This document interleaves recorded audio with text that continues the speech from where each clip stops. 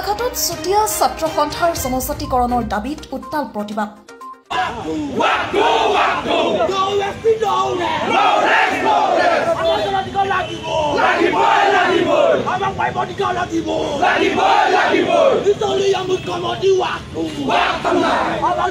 চুতীয়া জনগোষ্ঠীক জনজাতিকৰণৰ দাবীত গোলাঘাট জিলা আয়ুক্ত কাৰ্যালয়ৰ সন্মুখত উত্তাল সদৌ গোলাঘাট জিলা চুতীয়া ছাত্ৰ সন্থাৰ জনজাতিকৰণৰ লগতে চুতীয়াসকলৰ বিভিন্ন সমস্যা সমাধানৰ দাবীত ধৰ্ণা কাৰ্যসূচীৰে সাব্যস্ত কৰে প্ৰতিবাদ।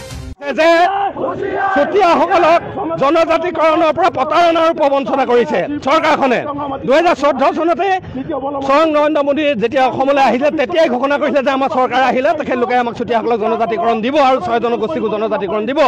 কিন্তু আমাৰ প্ৰশ্ন এতিয়া এইটোহে যে 14 চনৰ পৰা 10 বছৰ কাল অতিক্ৰম কৰিলে, দুবাৰ তিনিবাৰকৈ শাসনৰ গাদীত বহিলে, অসম চৰকাৰ দুবাৰকৈ গাদীত বহিলে, তাৰ পাছত কেৱল কিন্তু চুতীয়াসকলক প্ৰবঞ্চনা আৰু প্ৰতাৰণা কৰি আহিছে।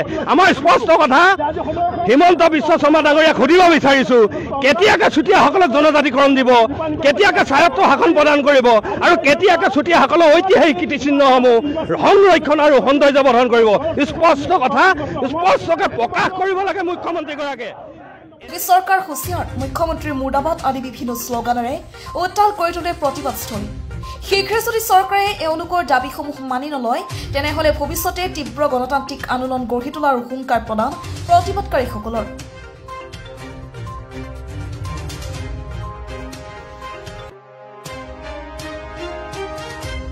গোলাঘাটৰ পৰা Rajdeep Saikia report, the north east times.